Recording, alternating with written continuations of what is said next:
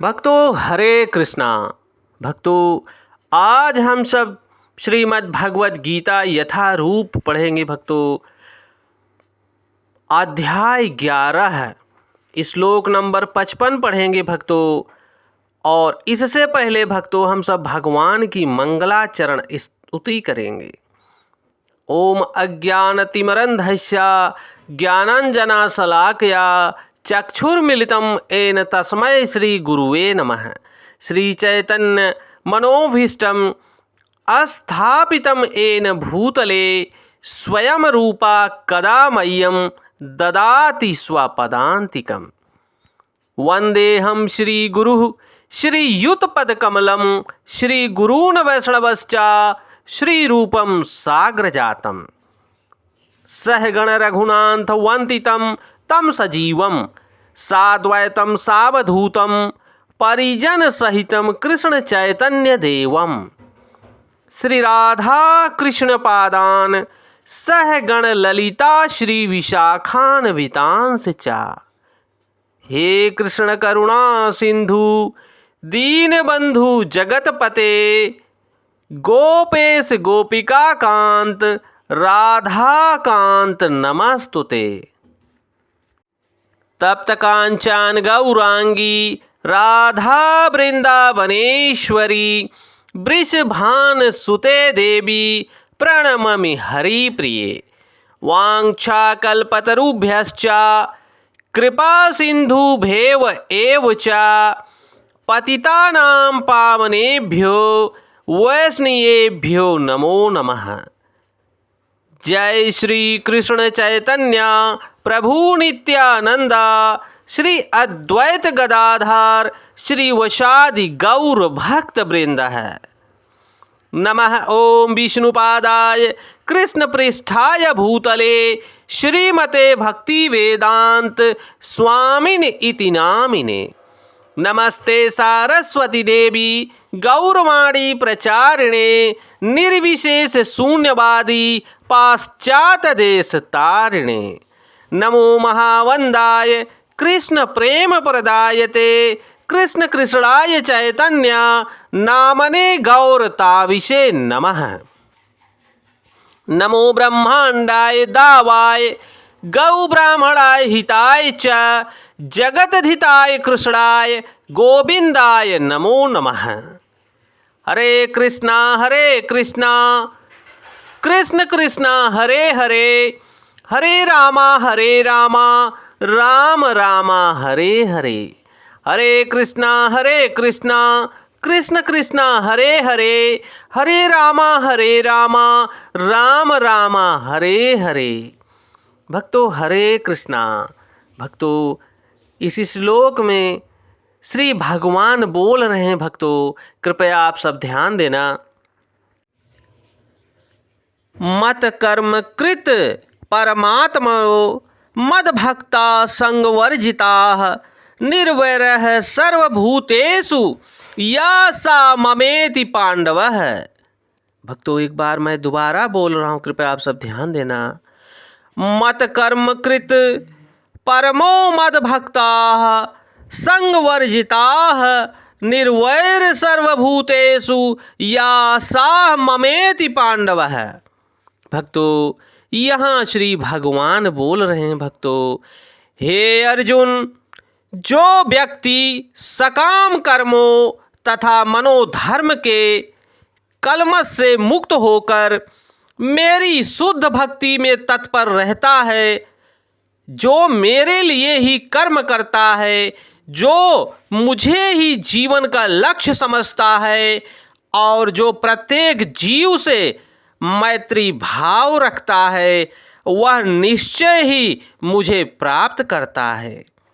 भक्तों यहाँ पर श्री भगवान समझा रहे हैं हम सब बद्ध जीवों को। भक्तों अर्जुन जी के माध्यम से कि जो व्यक्ति सकाम कर्मों तथा मनोधर्म के कलमश से मुक्त होकर मेरी शुद्ध भक्ति में तत्पर निरंतर भजन कीर्तन करता है, जो मेरे लिए ही कर्म करता है, सब कुछ मुझे अर्पित करता है, जो मुझे ही जीवन का लक्ष्य समझता है और जो प्रत्येक जीव से प्रेम भाव रखता है, वह निश्चय ही भगवान श्री कृष्ण को प्राप्त करता है। भक्तों, यहाँ पर जगत गुरु स्वामी श्रील प्रभुपाद भक्तों तात्पर्य दे रहे हैं, कृपया आप सब ध्यान देना। भक्तों, जो कोई चिन्मय व्योम के कृष्ण लोक में परम पुरुष को प्राप्त करके भगवान श्री कृष्ण से घनिष्ठ प्रेम स्थापित करता है, भक्तों, उसे स्वयं भगवान द्वारा बताए गए इस मंत्र को ग्रहण करना चाहिए। अतः यह श्लोक श्रीमद् भगवत गीता का सार माना जाता है। भक्तों, भगवत गीता का एक ऐसा ग्रंथ है जो उन बद्ध जीवों को अपनी तरफ लक्षित करता है जो इस भौतिक संसार में प्रकृति पर प्रभुत्व जताने में लगे हुए हैं, जो इस भौतिक संसार में प्रकृति पर प्रभुत्व जताने में लगे हुए हैं भक्तों, और वास्तविक आध्यात्मिक जीवन के बारे में नहीं जानते। भगवत गीता का उद्देश्य यह दिखाना है भक्तों कि मनुष्य किस प्रकार अपने आध्यात्मिक अस्तित्व को तथा भगवान के साथ अपने संबंध को भूल गया है, तथा उसे यह शिक्षा देना चाहिए कि श्रीमद् भगवत गीता श्री भगवत धाम को कैसे पहुंचा जा सकता है। यह श्लोक उस विधि को स्पष्ट रूप से बताता है भक्तों, जिससे मनुष्य अपने आध्यात्मिक कार्य को अर्थात भक्ति में सफलता प्राप्त कर सकता है। भक्ति रसा अमृत सिंधु में भी भक्तों कहा गया है, अनासक्ताय विषयान यथा हम युज्यतम निर्बंध कृष्ण संबंधे युक्तम वैराग्य मुच्यते। भक्तों, ऐसा कोई कार्य ना करें जो कृष्ण से संबंधित ना हो। यह भगवान श्री कृष्ण का कर्म कहलाता है भक्तों, क्योंकि आप भगवान श्री कृष्ण के लिए प्रत्येक कार्य को अगर जोड़ देते हैं तो वह भगवान का कार्य कहलाता है। कोई भले ही कितने कर्म क्यों ना करे, किंतु उन्हें उनके फल के प्रति आसक्ति नहीं होनी चाहिए। यह फल तो कृष्ण को ही अर्पित किया जाना चाहिए। जैसे यदि कोई व्यापार में व्यस्त है तो उसे इस व्यापार को कृष्ण भावना अमृत में परिणत करने के लिए कृष्ण को अर्पित करना होगा। यदि भगवान श्री कृष्ण व्यापार के स्वामी हैं तो इसका लाभ भी उन्हें ही मिलना चाहिए। यदि किसी व्यापारी के पास करोड़ों रुपए की संपत्ति हो और यदि वह इसे कृष्ण को अर्पित करना चाहे तो वह ऐसा कर सकता है। यही कृष्ण कर्म है भक्तों। अपनी इंद्रिय तृप्ति के लिए विशाल भवन या बनवाकर वह कृष्ण के लिए सुंदर मंदिर बनवा सकता है, कृष्ण का अर्च विग्रह स्थापित कर सकता है और भक्ति के प्रमाणिक ग्रंथों में वर्णित अर्च विग्रह की सेवा का प्रबंध कर सकता है। यह सब कृष्ण कर्म है भक्तों। मनुष्य को अपने कर्म फल में लिप्त नहीं होना चाहिए, अपितु इसे कृष्ण को अर्पित करके बची हुई वस्तु को केवल प्रसाद रूप में ग्रहण करना चाहिए। यदि कोई भगवान श्री कृष्ण के लिए विशाल भवन बनवा देता है और उसमें कृष्ण का अर्च विग्रह स्थापित करता है तो उसमें उसे रहने की मनाही नहीं रहती, लेकिन भगवान श्री कृष्ण को ही इस भवन का स्वामी मानना चाहिए। यही कृष्ण भावना अमृत है भक्तों। किंतु यदि कोई कृष्ण के लिए मंदिर नहीं बनवा सकता तो वह कृष्ण मंदिर की सफाई में लग सकता है, यह भी कृष्ण का कर्म है। वह बगीचे की देखभाल कर सकता है जिसके पास थोड़ी सी भूमि है, जैसा कि भारत के निर्धन से निर्धन व्यक्ति के पास भी होती है, तो वह उसका उपयोग भगवान श्री कृष्ण के लिए फूल उगाने के लिए कर सकता है। वह तुलसी के वृक्ष उगा सकता है, क्योंकि तुलसी दल अत्यंत महत्वपूर्ण है। और भगवत गीता में भगवान श्री कृष्ण ने उनको आवश्यक बताया है, पत्रम पुष्पम फलम तोयम। कृष्ण चाहते हैं कि लोग उन्हें पत्र, पुष्प, फल या थोड़ा सा जल भेंट करें। और इस प्रकार की भेंट से भगवान श्री कृष्ण प्रसन्न हो जाते हैं। भक्तों, यह पत्र विशेष रूप से तुलसी दल ही होना चाहिए। अतः मनुष्य को चाहिए कि वह तुलसी का पौधा लगाकर उसे सींचे। इस तरह गरीब से गरीब व्यक्ति भी अपने को भगवान श्री कृष्ण की सेवा में लगा सकता है। ये कतिपय उदाहरण है भक्तों, जिस प्रकार कृष्ण कर्म में लगा जा सकता है और गरीब से गरीब व्यक्ति को भी ऐसा कार्य करना चाहिए। मत परम उस व्यक्ति के लिए होता है भक्तों, जो अपने जीवन का परम लक्ष्य भगवान श्री कृष्ण को परम धाम में उनकी संगति करना चाहता है। ऐसा व्यक्ति चंद्र, सूर्य या स्वर्ग जैसे उच्चतर लोकों को अथवा इसे ब्रह्मांड के उच्चतम स्थान ब्रह्मलोक तक में भी जाने का इच्छुक नहीं रहता। उसे तनिक भी इच्छा नहीं रहती। उसकी आसक्ति तो आध्यात्मिक आकाश में जाने की रहती है। आध्यात्मिक आकाश में भी वह ब्रह्म ज्योति से तादात्म्य प्राप्त करके भी संतुष्ट नहीं रहता, क्योंकि वह तो सर्वोच्च आध्यात्मिक लोक गौलोक वृंदावन धाम कृष्ण लोक को जाना चाहता है। उसे उस लोक का पूरा ज्ञान रहता है, अतः वह अन्य किसी लोक को भी नहीं जाना चाहता। जैसा कि मद भक्ता शब्द से सूचित होता है भक्तों, वह भक्ति में पूर्णतया रत रहता है। विशेष रूप से वह श्रवणम कीर्तनम विष्णु स्मरणम पाद सेवनम अर्चनम वंदनम दास्यम साख्यम और आत्मनिवेदनम, ये नवधा भक्ति के प्रकार से भक्तों इन 9 साधनों में लगा रहता है। मनुष्य चाहे तो इन 9 साधनों में रत रह सकता है, अथवा 8 में से 7 में, नहीं तो कम से कम 1 में तो रहना ही चाहिए। तब वह निश्चित रूप से कृतार्थ हो जाएगा भक्तों, भगवान की संगति प्राप्त करने के योग्य हो जाएगा। संगह वर्जिता शब्द भी बहुत महत्वपूर्ण है भक्तों इस श्लोक का। मनुष्य को चाहिए कि ऐसे लोगों से संबंध तोड़ ले जो कृष्ण के विरोधी हैं। न तो केवल नास्तिक लोग भगवान श्री कृष्ण के विरुद्ध रहते हैं, अपितु वे भी हैं जो सकाम कर्मों तथा मनोधर्म के प्रति आसक्त रहते हैं।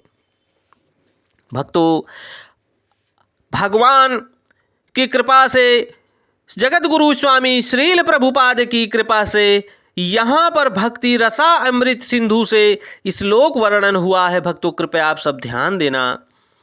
अन्य अभिलाषा शिता शून्यम ज्ञानम कर्म नावृतम अनुकूलेन कृष्ण अनुशीलनम भक्तिरुत्तमा। भक्तों, इस श्लोक में श्रील रूप गोस्वामी स्पष्ट कहते हैं कि यदि कोई अनन्य भक्ति करना चाहता है तो उसे समस्त प्रकार के भौतिक कलमश से मुक्त होना चाहिए।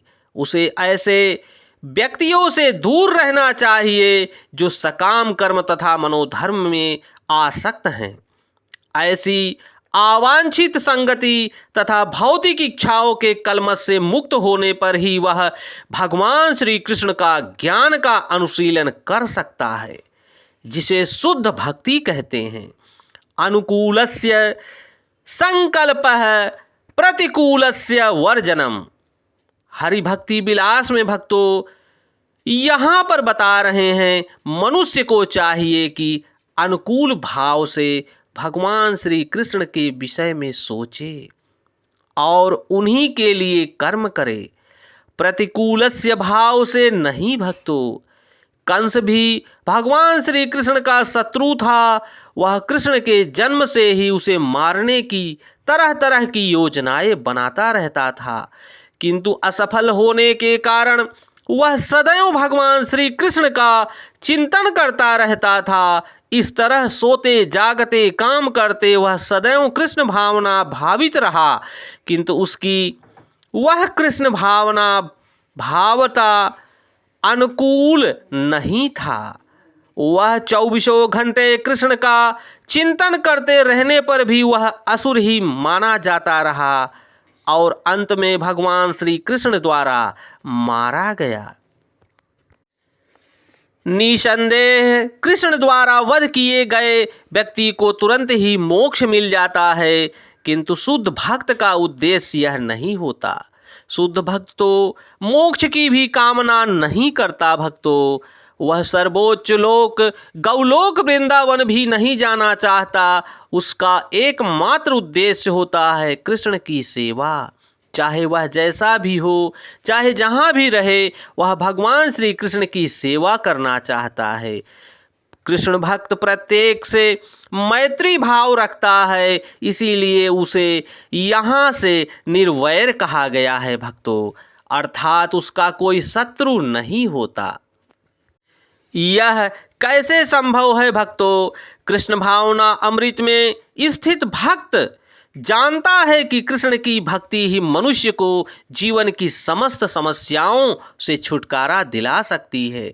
उसे इसका व्यक्तिगत अनुभव रहता है। फलतः वह इस प्रणाली को, कृष्ण भावना अमृत को मानव समाज में प्रचारित करना चाहता है। भगवत भक्तों का इतिहास साक्षी है कि ईश्वर चेतना का प्रचार करने में ही कई बार भक्तों को अपने जीवन को संकट में डालना पड़ा।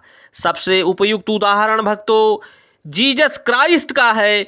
उन्हें अभक्तों द्वारा, जो भक्त नहीं थे, जीसस क्राइस्ट को सूली पर चढ़ा दिया गया, किंतु उन्होंने अपना जीवन कृष्ण भावना अमृत के प्रचार में ही उत्सर्ग किया था। निसंदेह यह कहना है कि वे मारे गए ठीक नहीं है। इसी प्रकार भारत में भी अनेक उदाहरण हैं भक्तों।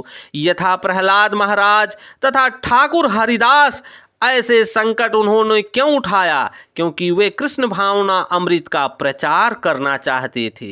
और यह कठिन कार्य है भक्तों।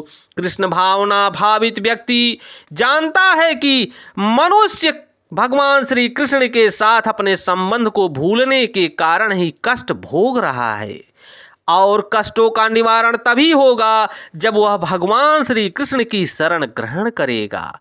अतः मानव समाज की सबसे बड़ी सेवा होती है कि अपने पड़ोसी को, अपने समाज को समस्त भौतिक समस्याओं से उबारा जाए। ऐसा ही एक भक्त का विचार होता है। इस प्रकार शुद्ध भक्त भगवान की सेवा में लगा रहता है, तभी वह समझ सकता है कि भगवान श्री कृष्ण उन लोगों पर कितने कृपालु हैं, जो उनकी सेवा में लगे रहकर उनके लिए सभी प्रकार के कष्ट उठा सकता है, सह सकता है। यह निश्चित है कि ऐसे लोग इस शरीर को छोड़ने के बाद परम धाम को प्राप्त करते हैं। भक्तों, यह कृष्ण ने अपने क्षण भंगुर विश्वास के रूप में साथ साथ काल को, जो सब कुछ भक्षण करने वाले हैं, और यहाँ तक कि चतुर्भुज विष्णु रूप को भी दिखलाया है। इस तरह कृष्ण भगवान समस्त स्वरूपों के अधगम है। ऐसा नहीं है कि वे आदि विश्व रूप या विष्णु रूप ही अभिव्यक्ति है। वे समस्त रूपों के उद्गम है। विष्णु तो हजारों लाखों हैं, लेकिन भगवान के लिए, भक्त के लिए भगवान श्री कृष्ण का कोई अन्य रूप नहीं महत्वपूर्ण है, जितना कि 2 भुज रूप श्याम सुंदर रूप भक्तों के लिए महत्वपूर्ण है भक्तों। और भक्त कोई रूप का दर्शन नहीं करना चाहता। ब्रह्म संहिता में भी भक्तों कहा गया है कि जो प्रेम भक्ति भाव से भगवान श्री कृष्ण के श्याम सुंदर रूप के प्रति आसक्त है, वे सदैव उन्हें अपने हृदय में देख सकते हैं और कुछ भी नहीं देखना चाहता। भक्त मनुष्य को समझ लेना चाहिए कि भगवान श्री कृष्ण ही सर्व परम पितामह भगवान हैं। भक्तों, भगवान श्री कृष्ण ही भगवान श्री कृष्ण का रूप ही सर्वोपरि एवं परम सार है भक्तों हम सब बद्ध जीवों को चाहिए कि भगवान के रूप नाम गुण लीलाओं का स्मरण करते हुए भगवान के हरि नाम का संकीर्तन का जप करना चाहिए। हरे कृष्ण कृष्ण कृष्ण हरे हरे, हरे राम राम राम हरे हरे, हरे कृष्ण कृष्ण कृष्ण हरे हरे, हरे राम राम राम हरे हरे, हरे कृष्ण कृष्ण कृष्ण हरे हरे, हरे राम राम राम हरे हरे। भक्तों जय श्री कृष्णा।